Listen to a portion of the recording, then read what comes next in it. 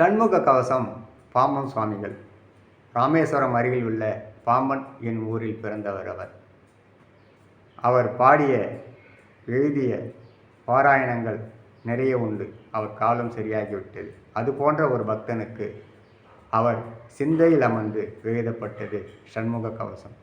அந்த கவசம் முருகனுடைய உயிர்மெய் எழுத்துக்கள், உயிரெழுத்துக்கள், மெய்யெழுத்துக்கள் ஆ என்ற வரிசையில் இருக்கும், கா என்ற வரிசையில் இருக்கும்.